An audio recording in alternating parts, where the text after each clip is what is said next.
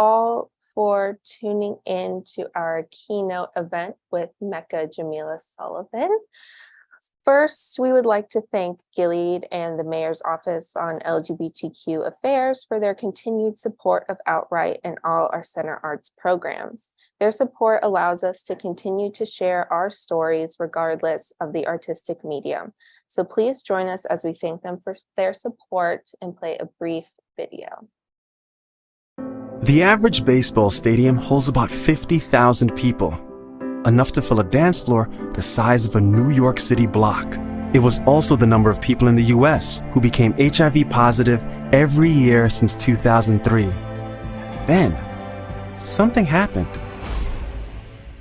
One by one, we said, enough is enough. Instead of waiting for a cure, we took action. We got tested and retested. We talked to each other, and we talked to healthcare providers about HIV prevention options. People living with HIV started treatment right away and stuck to it, which can prevent the spread of HIV through sex. New infections went down, but we still have work to do. So let's all do our part and keep fighting, because together we can all help stop the virus. Find out what you can do at helpstopthevirus.com. The average baseball stadium holds about... All right, thank you. Thank you all for joining us for this keynote event, this wonderful Friday evening to start OutWrite 2023. My name is Emily Holland. I'm the chair of OutWrite this year, and I'm so thrilled to be joined by Mecca Jamilah Sullivan with us here for the keynote event. All right, let me just introduce her, and then we'll get to a reading, and then we'll have a great discussion coming up.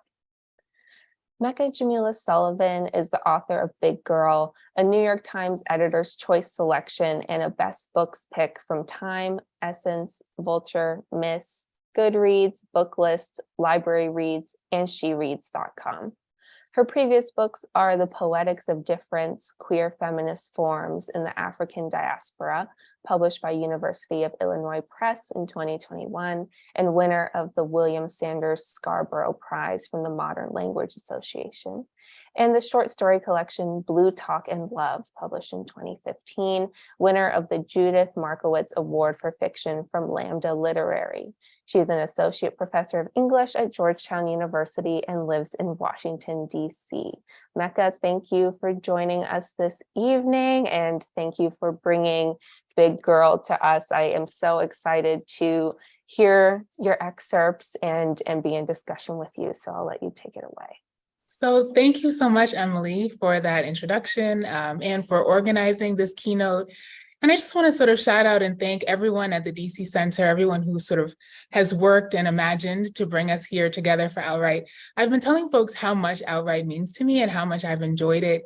I first participated in OutWrite in 2016, and I didn't realize that that was the kind of origin of OutWrite, because it felt so sort of fully formed, and you really got this sense of an incredible queer literary community. So before I sort of get into the reading, I want to just reflect a little bit on that and why it's important, or why I find it important to have a community of queer writers, and some of the kind of historical legacies that I see operating in a space like OutWrite. So I want to start where almost all good things start in my life, in my world, which is with the words of Audre Lorde.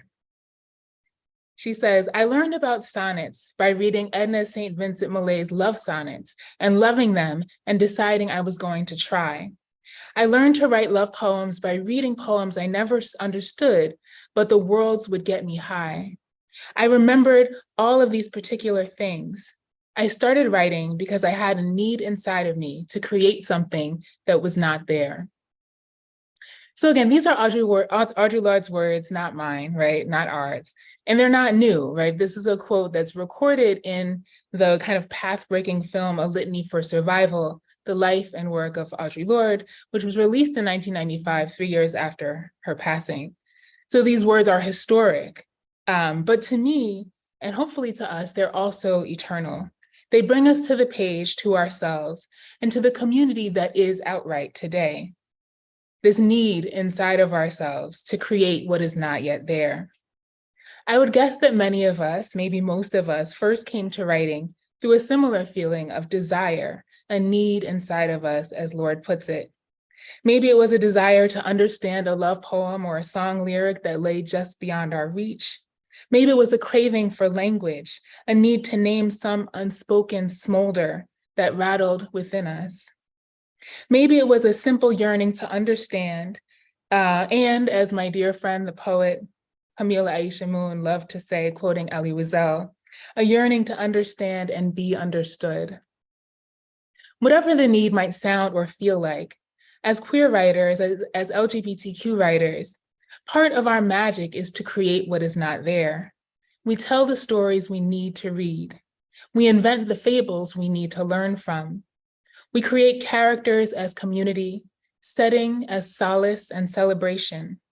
We write exquisite love poems in our own damn honor, often against the rules and the laws of the world around us. We imagine the spaces of community that we need to inhabit, and then we make them real, spaces of community like OutWrite. This is why I'm so excited about this year's OutWrite Literary Festival. For me, OutWrite has been a needed space of intellectual exchange, creative support, of fun and vision and dream in the best and queerest of ways. I started writing out of all of the different kinds of need that Lord is talking about. As a big Black girl growing up in Harlem, I needed to hang out with people like me, and I found them in books. I remember reading Toni Morrison and Ntozake Shange and Jamaica Kincaid, and discovering, of course, all the dirty parts, right? The parts where girls explored one another and women showed up and loved on their sister friends in the most shocking and delightful of ways.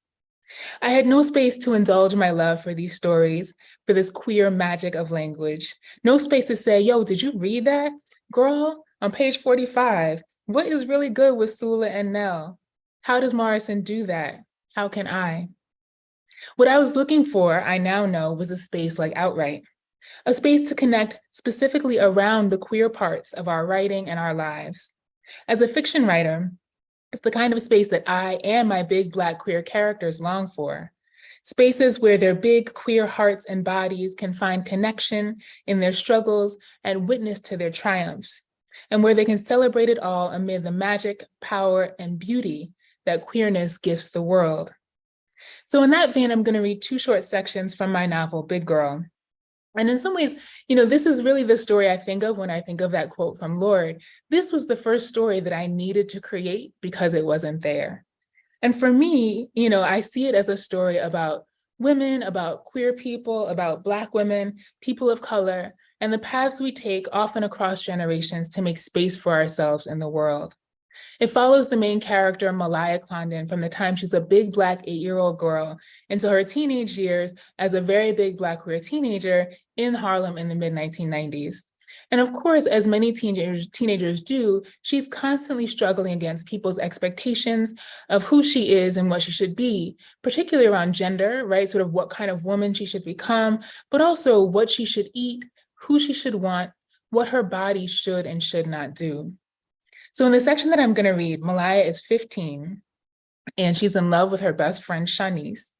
And Shanice has recently started to lose weight, right, which sort of causes some frictions between them. And it's the day of the blizzard of 1996, and they've been let out of school early. So they decide to go to Christopher Street in the West Village, which is another space that Malaya needs, right? This a kind of space of a queer freedom that she can't quite find at home in Harlem. On the day of the blizzard, Shanice surprised Malaya by suggesting they go downtown to the bar they discovered that summer. It was a tight hole in the wall on Christopher Street called the Fat Cat. Malaya loved this name. It reminded her of a County Cullen book her father used to read to her as a child. The narrator was a talking cat named Christopher, who mused with hilarious acerbity over the odd life of his owner, a ne'er-do-well poet who was hopelessly unable to handle his own life, let alone tame and manage the genius cat, despite the owner's best intentions. The book was called My Lives and How I Lost Them, and thinking of it gave Malaya a little thrill, because even on the title page, Christopher Cat was listed as the first author. She imagined the orange cat hunched over an inky typewriter late at night, diligently preparing his manuscript to send to publishers behind his feckless owner's back. The fat cat never checked their IDs, though whether this was because they actually looked grown or simply because of Malaya's size, she didn't know. The best thing about the fat cat was the fact that it was on Christopher Street in Greenwich Village. This was where the gay people hung out, which added to its appeal for La Famille, their friend group, making it a zone freer of expectation than at home or at school. Malaya felt a particular appreciation for the village because, though she never saw anyone close to her size there, at any moment, she was sure to find an impressive mix of human sights: painted gregarious drag queens, breakdancing middle schoolers, crew-cut lesbians with tattoos covering their skin like murals, theater types in elaborate astronaut and superhero costumes merged with all kinds of other strange bodies and walk the avenues, eating hot dogs, going to the post office, moving through their day like anyone else. If the spectacle of Malaya's body didn't fit in here, at least she wasn't the only one. She had never spoken to anyone in her family about Christopher Street. Her father, Percy, and her mother, Naila, had always considered themselves, quote, tolerant, and Malaya had been raised to respect all manner of people, mostly by not asking questions. This included her godfather, Dee, a gay college friend of her parents who had died of AIDS when Malaya was 2 or 3. Once in the 5th grade, she'd asked her father, Percy, what he thought about the shaggy-haired white singer who had just come out as a lesbian, and he looked at her ominously. "Watch out for lesbians," he said. "They recruit." Their conversations never went beyond that. The streets of the village were covered in snow, and round, wet flurries whipped up behind the wind and blew from all directions, blurring the colored glow of the traffic lights. Shanice had suggested they take the bus, probably to save Malaya the pain of subway stairs, and Malaya noticed this generosity, and she was grateful for it. As they trudged from the bus stop to the bar, Shanice also carried the conversation so Malaya could concentrate on each step and avoid careening into the slush. Malaya felt herself soften a little as she watched Shanice and her S-shaped body lace along the snow-covered pavement. The fat cat was surprisingly crowded, and the smell of fried food, gas heat, and smoky bodies welcomed them at the door. Malaya scanned the bar for the sturdiest-looking chair, as she always did, and heaved herself up. Shanice talked for a few minutes more, another kindness, while Malaya caught her breath. Marvin Gaye's Trouble Man played on the radio as Shanice told her about her latest man, whom she'd met checking groceries at the Sea-Town uptown. "They always think they're smarter than you just because they're older and they have penises," Shanice said. She rolled her eyes and slid the large handbag she used for her books beneath the bar. Malaya kicked her backpack under the stool, out of sight, and propped her elbows on the bar. "Like having a dick boost your IQ. I just let them think that. It's easier than trying to fight." Shanice ordered a house salad, and Malaya ordered a side of fries, though she really wanted a cheeseburger. When the bartender asked what they wanted to drink, Shanice said, "I'll have a rum and diet," and Malaya said as confidently as she could, "Me too." Shanice rested her elbows lightly at the lip of the bar, her hips bulging perfectly just past the rim of the stool. She looked like a woman.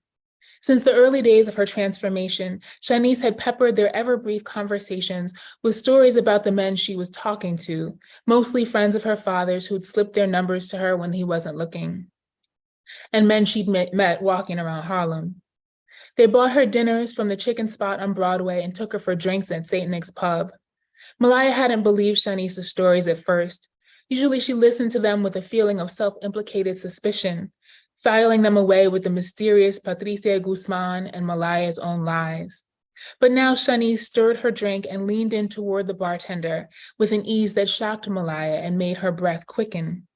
"Can we have another round?" she said, painting a lazy loop in the air with her finger. "You made them pretty good the first time."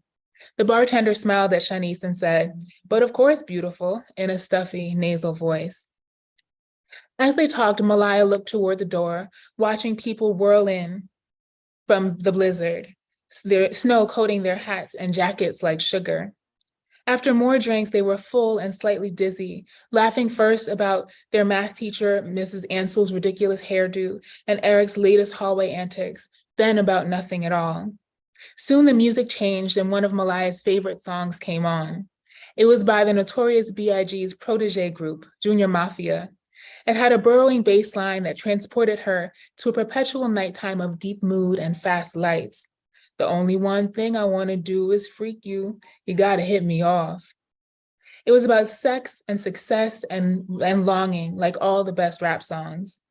Lil' Kim's verses stood for Malaya at the apex of irreverence and Black girl raunch.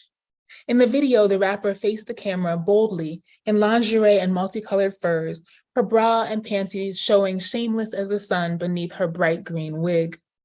Malaya imagined what it would feel like to be wrapped in nothing but luxury and a what you gonna do about it look, making fearless demands for her own pleasure in front of an infinite audience.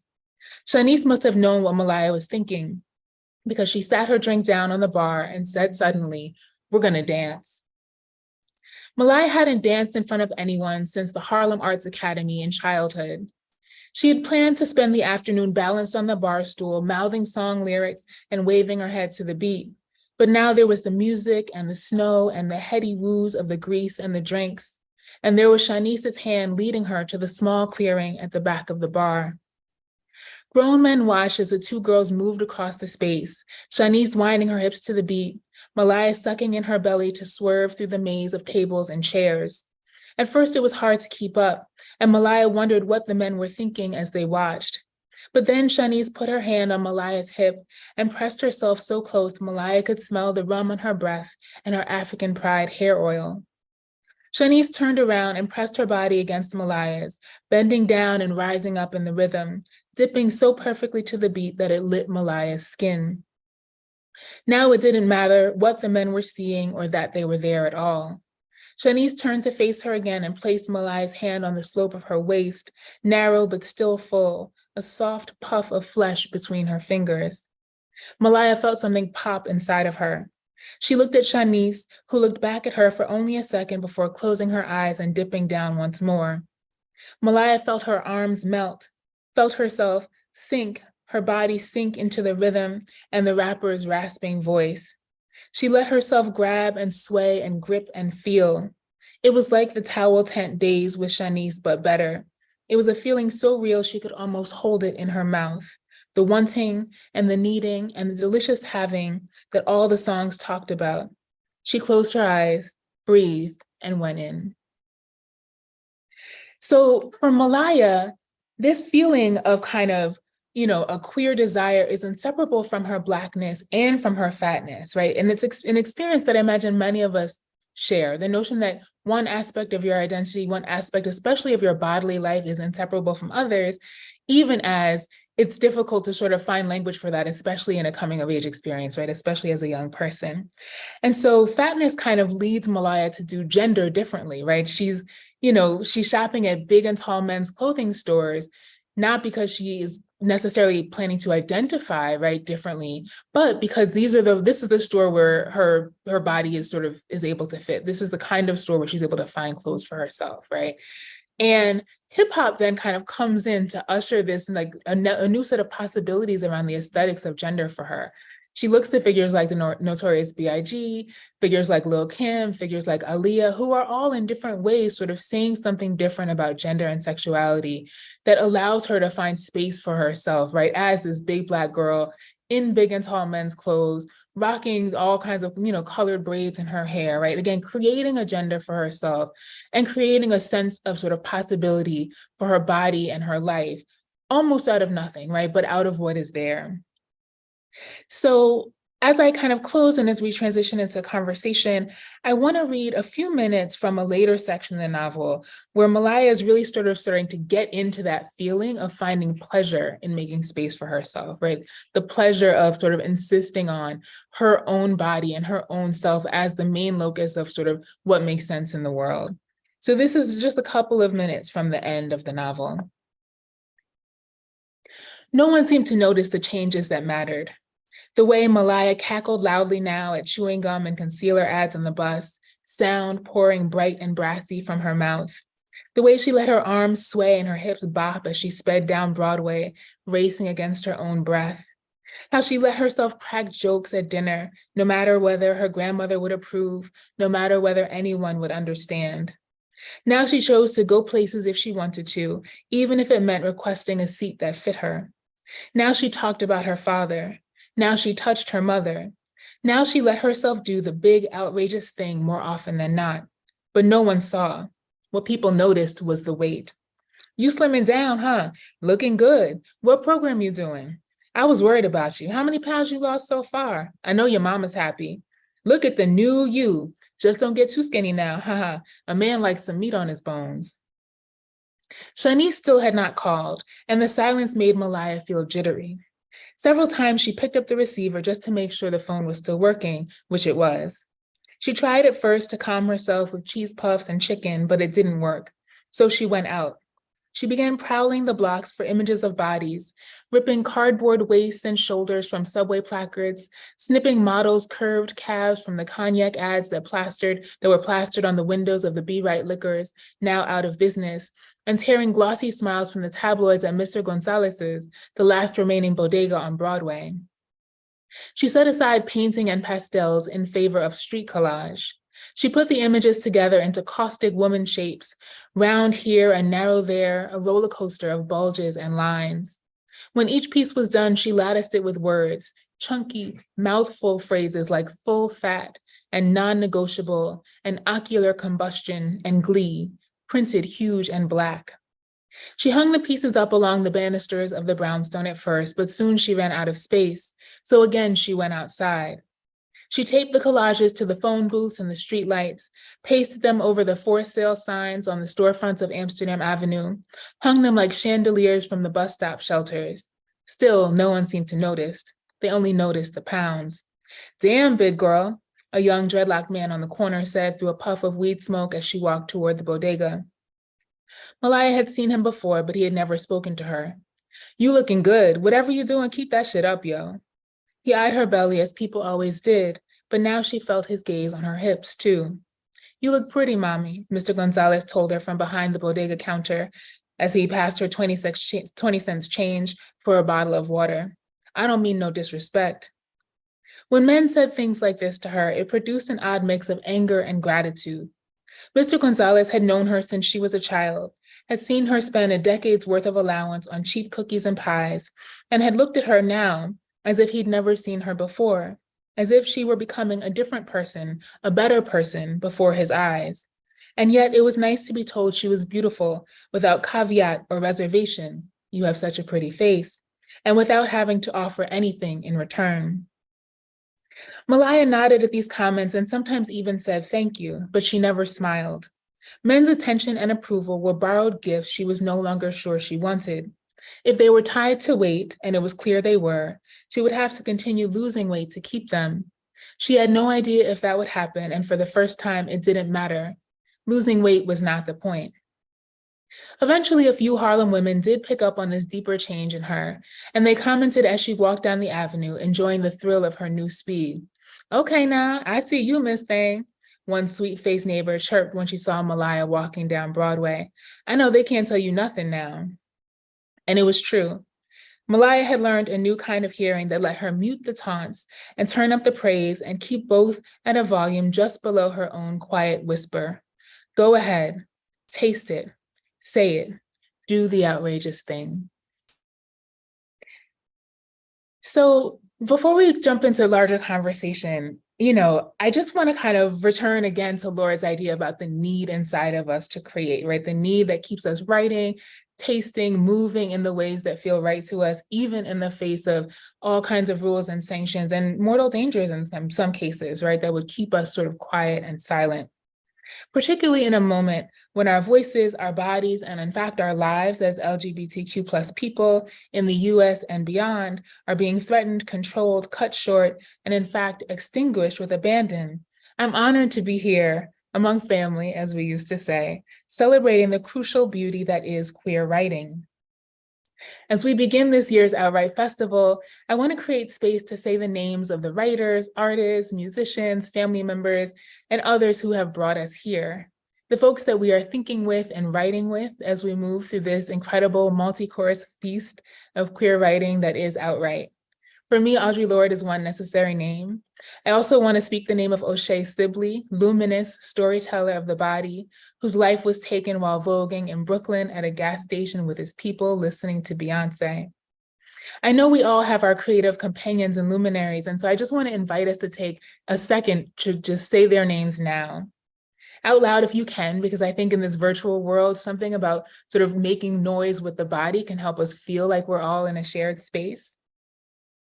So take a second and sort of say the names of some writers, some artists, some thinkers who you want to carry with you through OutWrite in these next few days.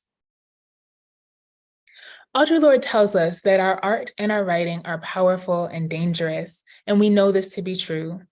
So when we come together in a space like OutWrite, not only are we creating what is not there, we are also unsettling seats of power, creating spaces where we can gather and connect and fortify ourselves to keep writing, keep tasting, keep moving, keep dancing, keep creating and imagining well into our shared queer future. I couldn't be happier to be here with you today. Thank you. Mecca, thank you. Thank you so much for not just the reading, but for those remarks. I think I find myself sitting with what you've said in very meaningful and impactful ways. And it's the perfect sentiment to carry into this weekend and into our conversation too. So thank you. And thank you everyone joining us on the YouTube live stream. We're so excited to have you here. Please do put questions into the YouTube chat. We will try to answer all of them as they come in. I definitely have plenty of questions to keep us talking. But again, thank you, Mecca. We're so grateful to have you here and to be able to talk about you, your work, and everything that we can fit into the next 30 minutes. Yeah, sounds good. I'm here for it. All right. Well, I know I had a different opening question, but you mentioned influences and voices that are carrying you and how important it is to write the stories that you need. So I thought maybe we would start with what was originally my second question, anchoring in Toni Morrison's quote, right? If there's a book that you want to read, but it hasn't been written yet, then you must write it.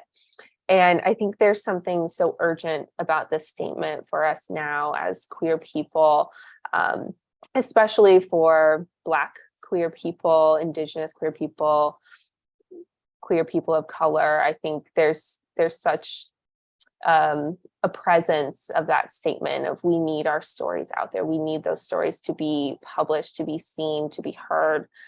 So I wonder if you could talk about the urgency or impulse behind Big Girl for you, having it not be your first book that you have out. You've had a couple of other publications, and maybe sort of that trajectory from your different publications, one of them more academic in nature, the short stories, and now to this story that feels so embodied and genuine and lived in and colorful. Yeah, absolutely. So I love that question. And I was so excited to see you bringing the Morrison quote in, right? You know, I often think of that Morrison quote sort of in conversation with the Audre Lorde quote that we talked about this evening, right?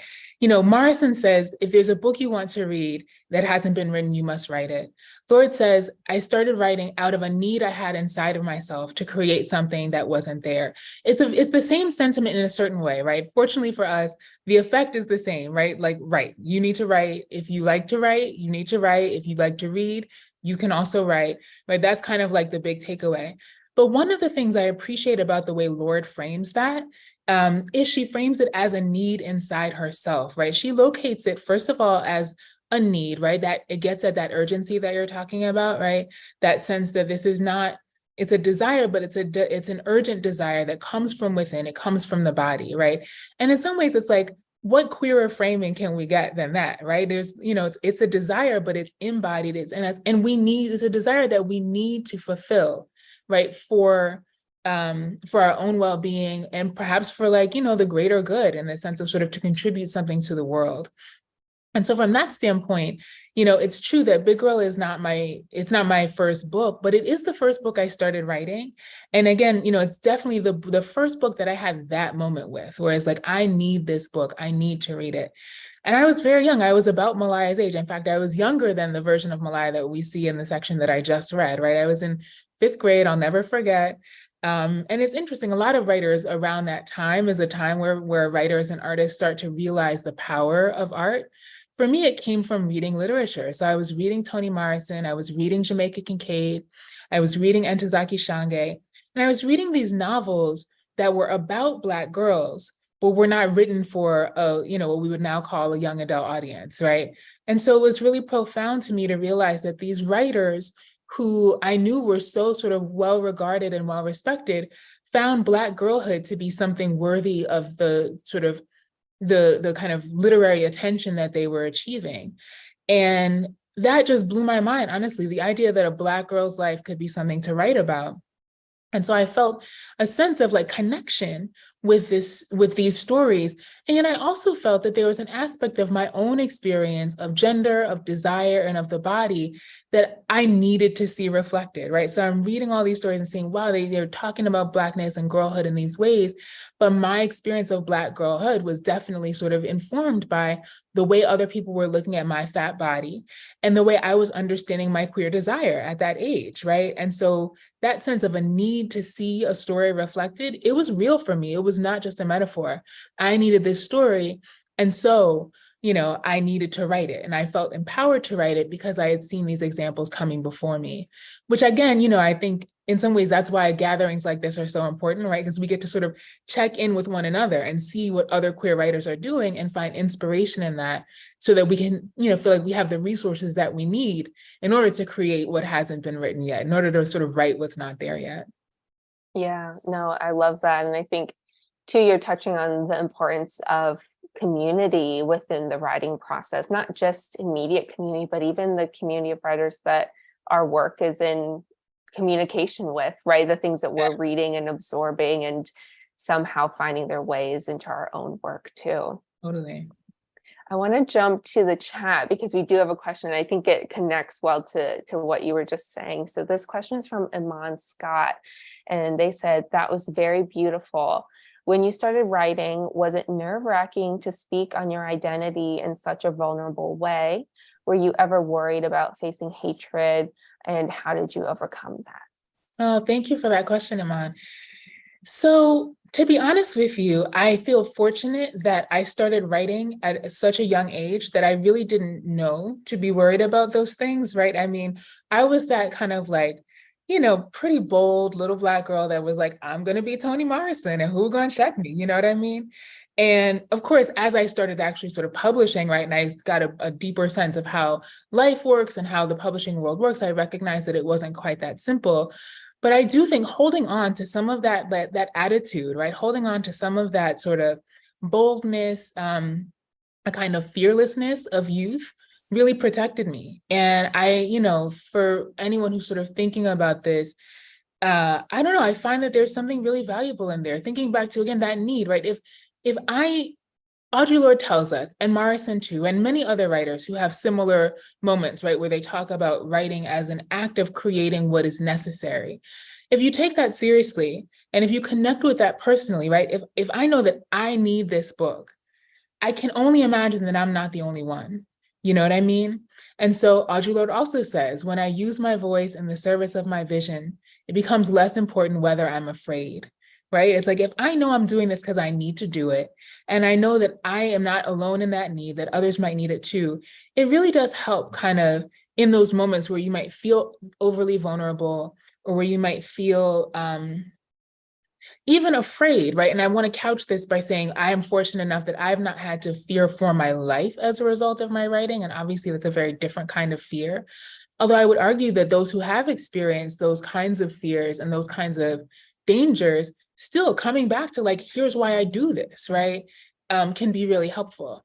And to your point, Emily, as well, community helps, right? That like, it's one thing to kind of have an apparatus that helps you to kind of block out all of the kind of criticism and the violence, whether it's like violent language or, that sense of vulnerability or fear. It's one thing to kind of reject those things, but it's just as important and maybe even more important to cultivate for yourself a rich community that is nurturing and nourishing, right? And that gives you what you need so that you're not just sort of blocking out what doesn't serve you, but that you're actively cultivating the kinds of spaces that do serve you. And that to me has been really important as well. Yeah. I'm brought back to the verb like feed, right? Feed yourself good things and grow your creativity. And it's interesting to think about that verb and the role it plays in Big Girl, right? That sort of consumption in different ways. So maybe to turn to the novel a little bit, I know you mentioned this being kind of the first story that you were working on in some ways. So how long did it take you to write, and what was the process like? How did this narrative fall into place? Walk us through it a little bit, if you can. Yeah, sure. I mean, there are so many different ways to answer that question, right? And one is like, again, I really do, it's not an exaggeration to say, I do feel like I started sort of imagining and conceptualizing this novel when I was about this character's age, right? As soon as I realized that writing about a Black girl's life could be a thing, and that I had a particular story that I felt like I needed to tell, I started sort of imagining that story. And in fact, imagining this character from a very young age. So from that perspective, I mean, we're talking decades, right? I didn't actually sort of put pen to paper for this novel until I was working on my master's degree at Temple University in Philadelphia. And so the very first draft of Big Girl was actually my master's thesis way, way back in the day. And it was a very different book. And I always, I think it's important to tell this part of the story, especially to gatherings of writers. It was a totally different book. It was 500 pages. It switched point of view. I mean, it was what it was. Like, I'm not trying to shade my first draft. It's important to me not to do that. But at the same time, it had a lot of growing to do, right? And so the process for me was I, came up with this draft basically through workshops and, through a master's program. That program was not at the time an MFA, so it didn't quite follow the kind of what's maybe for a lot of people a familiar MFA structure where you're workshopping stories, or workshopping poems for the whole time you're there. We were also taking courses with PhD candidates in English literature. And so it was an MA as opposed to an MFA. And what that meant was I was sitting in these PhD level literature courses and learning a lot about literary theory. And I was like, oh, this is kind of cool. And I enjoyed it. And I found myself, it was in a class on James Joyce. And I found, in fact, lots of connections between Joyce and Toni Morrison. And I was really sort of curious about that. And so that sort of propelled me to go forward and get a PhD in English literature and keep studying literary theory while still working on the novel.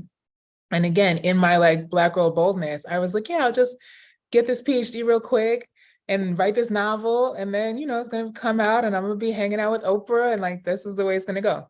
And of course, it turns out that that's not exactly how life or PhD programs work.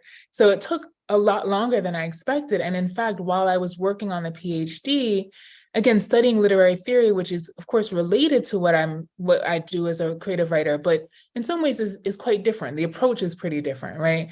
But I found myself coming back to creative writing and really sort of insisting on carving out time after a semester or between exams, whenever I had a good week or couple of weeks, really coming back and devoting time to Big Girl. It wasn't called Big Girl at the time, but coming back to this novel, again, because I needed to.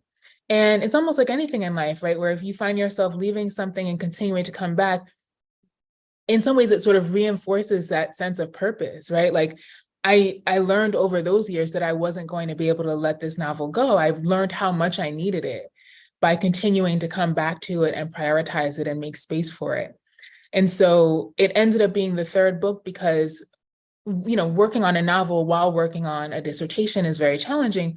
Short stories felt more manageable. And so I was able to keep writing stories in those little chunks of time, published my first book, which was Blue Talk and Love, a collection of short stories, which is also super queer and also thinks a lot about bodies and womanhood and girlhood and gender and queerness and hip hop.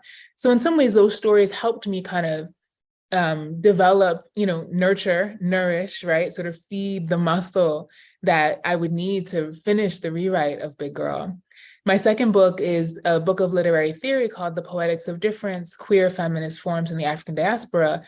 And again, it's an academic book, but in many ways it deals with the same kinds of ideas, right? The relationships between queerness, Blackness, sort of space and embodiment, and how we can use language to make important and needed, sort of claims about power and the way we sort of function in the world. So in some ways, it was sort of like a different perspective on the same set of questions that I've been thinking about all along. But truly, the whole time, Big Girl was there for real. And it was, it was a bit of a kind of North Star for me while I was working on these other projects and, moving in different places in my career. That's amazing. I love that you're mentioning how maybe all these projects are sort of circling around the same questions, right? Where I always say as writers, we're always like chasing the same obsessions. Like, even if we don't realize it, we're like, wait, I'm looking into that again. Like, what's my deal with that subject? But there's something to be said about that persistence and that search for meaning in different ways. I think it's so important. I love that. I agree. And I also think there's something really powerful about accepting that, noticing it, as you said, right? And then like really sort of embracing that. Once you realize what your obsessions are, there's a power in that because you can recognize, first of all, I mean, this is that need that Lord is talking about, right? If you are constantly thinking about this same set of themes, it means that this is something that really matters to you. And it helps you kind of cut the rest of the noise. You know what I mean? It helps you, anything that is not relevant to this set of questions or obsessions is obviously going to be less important to you. And it makes it a lot easier to make decisions, both in your writing, but also in your life. You know what I mean? So I highly, I think there is something to be said for reading widely and thinking widely and talking to a lot of different kinds of people. But when you find yourself continually coming back to a finite set of questions in the writing itself, I say go with that, listen to that, right? And, because the other part of that is that it gives you access to the pleasure of writing. Like you're kind of scratching an itch. There's something that's really sort of visceral and palpable about coming back to your obsession, and there's no reason not to. Yeah, that's wonderful. To talk a little bit about the language in the book, there's so much texture and visual texture, sonic texture, right? We get the hip hop, the noise of the city, we get sort of everything that Malaya is taking in on a day-to-day basis in a visual way, but also, of course, food. And that all of those attentions that we kind of follow Malaya's attention throughout the story really come through in just the everyday descriptions. And so I wondered if you could talk about how you developed that mode of description that gets us so close to Malaya, even in this third person way. Yeah. So first of all, I'm glad that you had that experience as a reader. The third person is interesting, right? Because on one hand, it can be a kind of like distancing mechanism, right? It's, she, he, they, right? That person over there.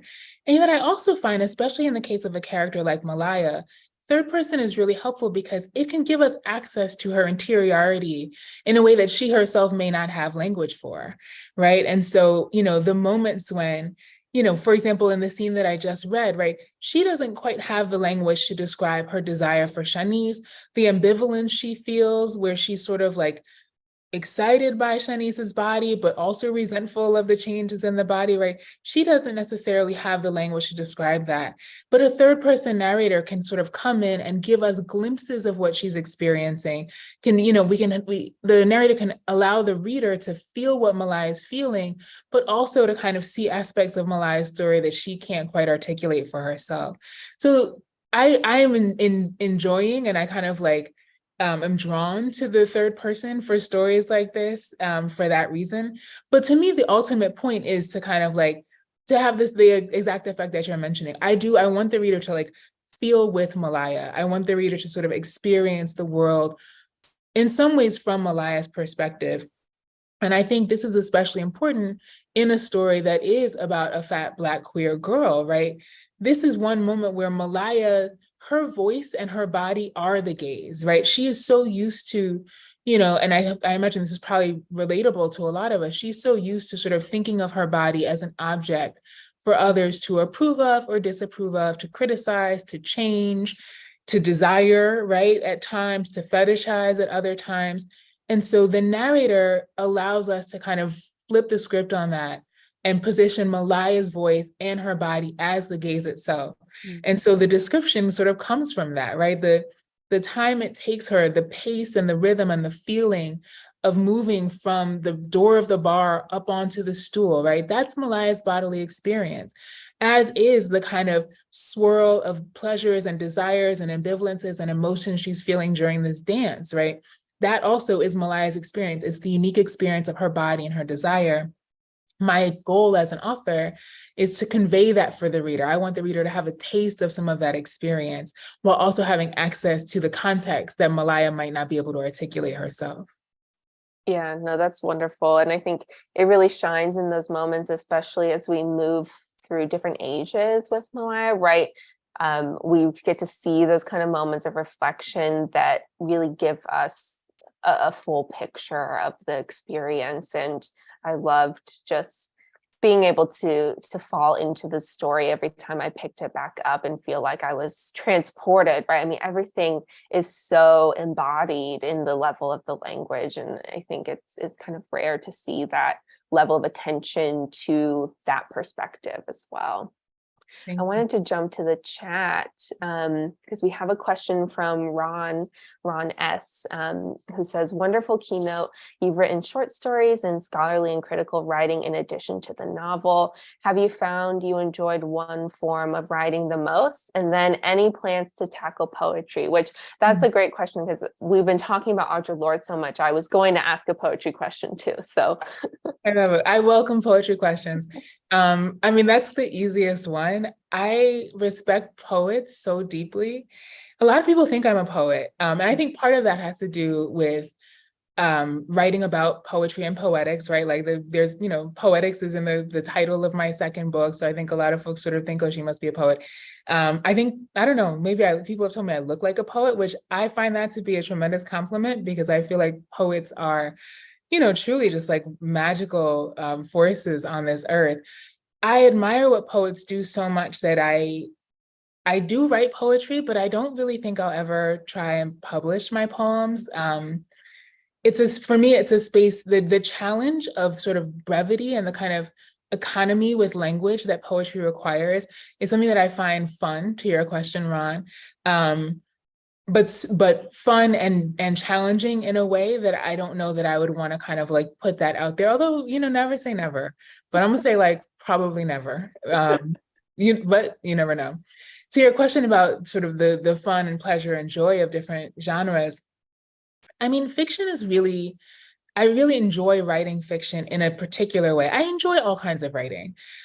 With like literary theory and critical writing, I enjoy the research process. I enjoy the discovery. I enjoy the process of sort of, when you have an argument that's kind of like brewing, right? And you're putting things together and you're thinking, wait, is this what I think it is? And that process of sort of, you begin with a hunch that then becomes a kind of possibility, a theory, right? A kind of, a suspicion, and you gather and gather and gather information as it grows. You're feeding it, right? Information, and then it grows into an argument. And then there's a real pleasure in expressing that in a way that feels like precise and satisfying.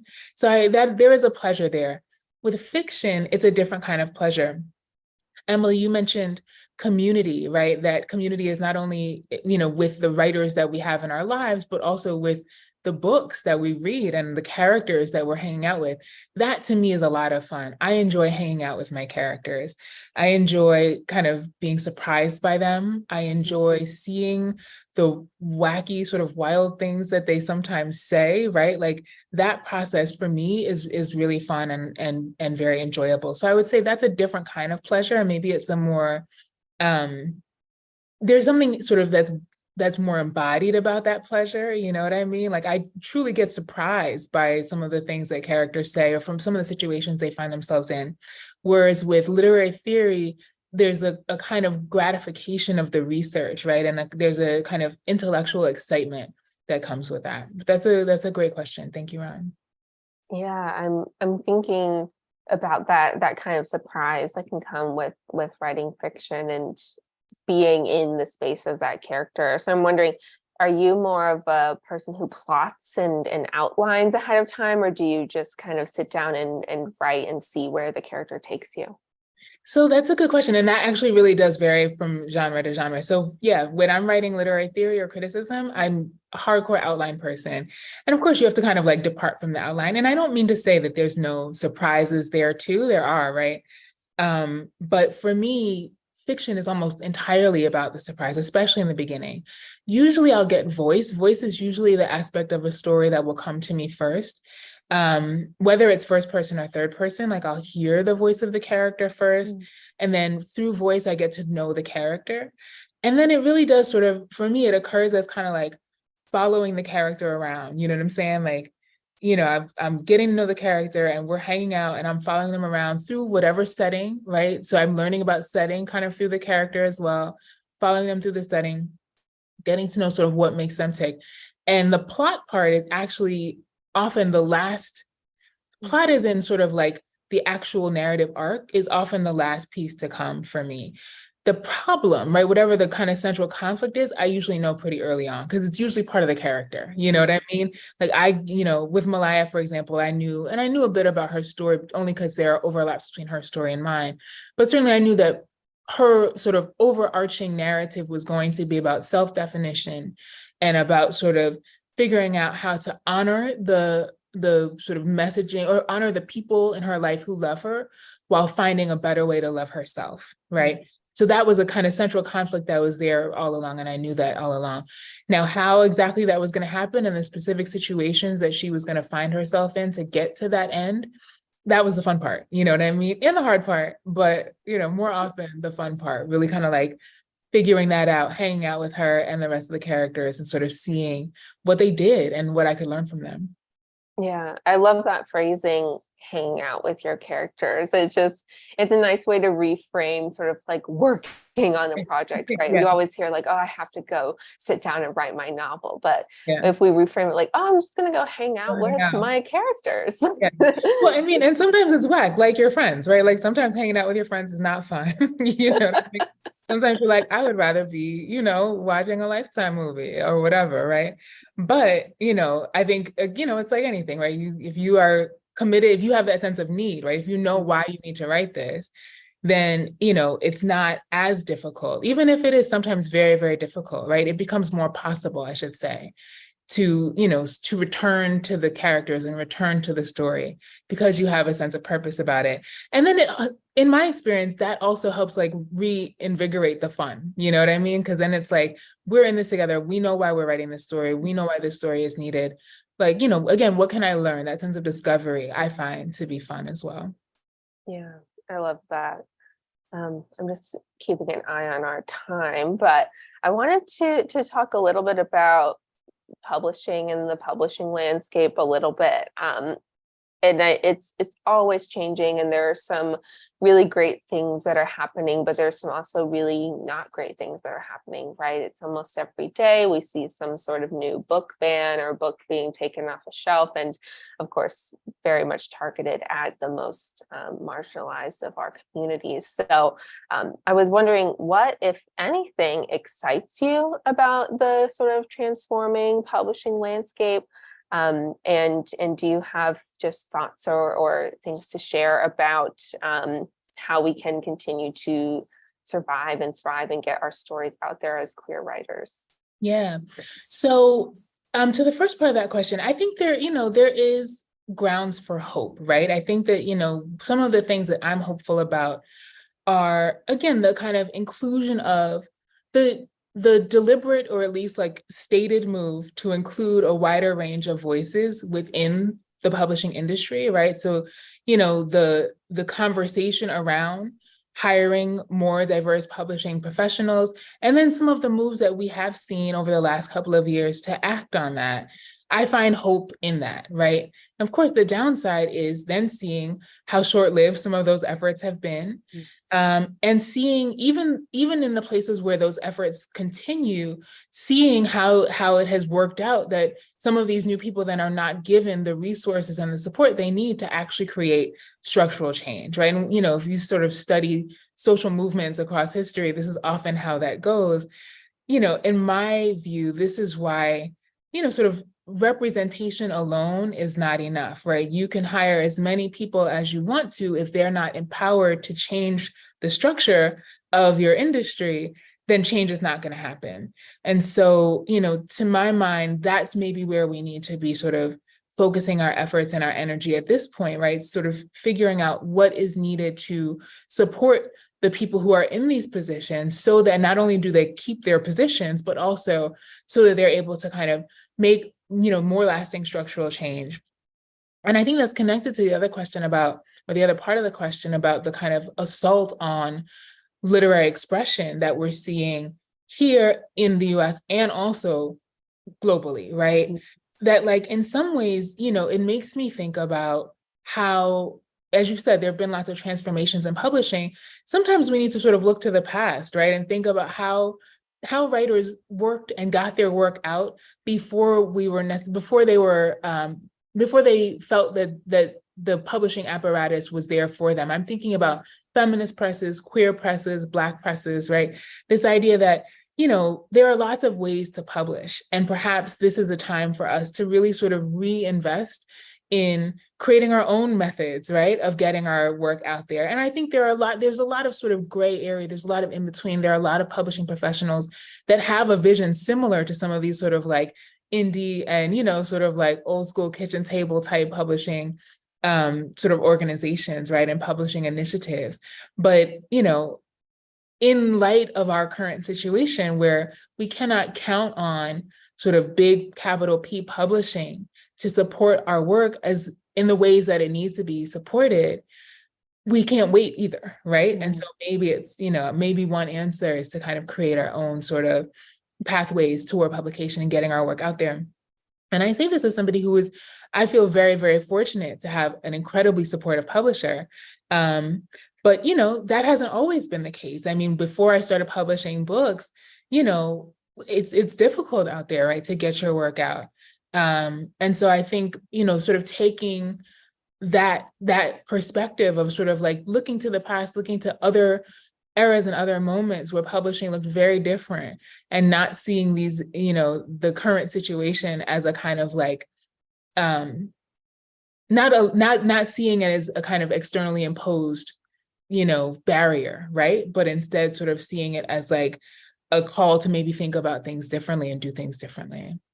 Yeah. I think that's so important to think about, how important small publishers are and how important it is to go where you are wanted and where your story is supported and where your whole being is supported, right? And that, like you said to the earlier part of the question, right? It's so discouraging to see big publishing do kind of the bare minimum and think that's enough. And then you see people go unsupported in roles, you see people having to leave roles, and we're like, wait, what about all that talk, right? Yeah. Where's the support behind it? So I think that was a great answer. Exactly. Great. All right. Well, we're just about winding down. I don't see any more YouTube comments or questions, but if anyone wants to get in a last question, please do so now. But to kind of fill that space, I'm wondering if there's advice that you would give to a writer just starting to put their story to the page. What sort of imparting wisdom could you give them? Yeah, so I always say, and nothing I say, this is not going to be super profound, but it still is super important. Write, like actually write, and you often hear writers say, well, you have to write, for 3 hours every day, or you have to write for, 2 weekends a month. Or I think it's more important to figure out what works for you and write that way, right? Like, but just do it, making sure that you're writing, even when it doesn't feel good.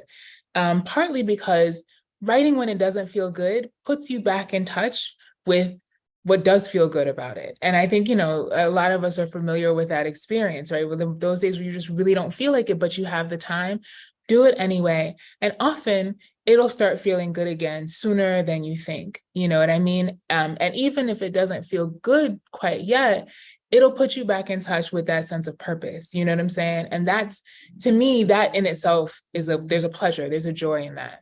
I also would say share your work. And I feel like I have a similar kind of like ethos around that as well. Even when you don't feel quite ready, even if you're not totally sure if it's great, even if you are totally sure that is the wackest thing that you've ever written, I say share it anyway. I think it helps you develop that muscle of kind of the vulnerability, right, that writing entails that we were talking about earlier.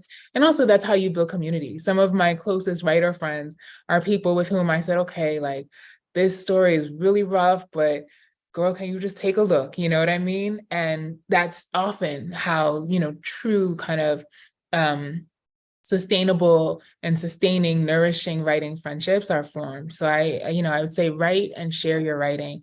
And then the last thing I would say is read, which is, hopefully what we're all doing anyway, but remembering that, yeah, in the same way that you hang out with your own characters, there's a whole sort of world of characters for you, characters, poetic voices for you to kind of feed on and be nourished by. And so, don't cut yourself off from those resources that are books as well. Wonderful. Thank you so much. That I think is the perfect way to end this keynote. As sad as I am to end, this is the worst part of every event is having to stop a conversation. But thank you so much, Mecca, for all of your wisdom, your words, and just your overall joy and excitement. It's been a pleasure to have you as our keynote. And thank you to everyone on the YouTube live stream for tuning in and asking such amazing questions as well. We have a full schedule of events over the next 2 days, so please join us for some more events. And I hope to see you all very soon. Thank you. And thank you, Summer and Rachel, for interpreting as well.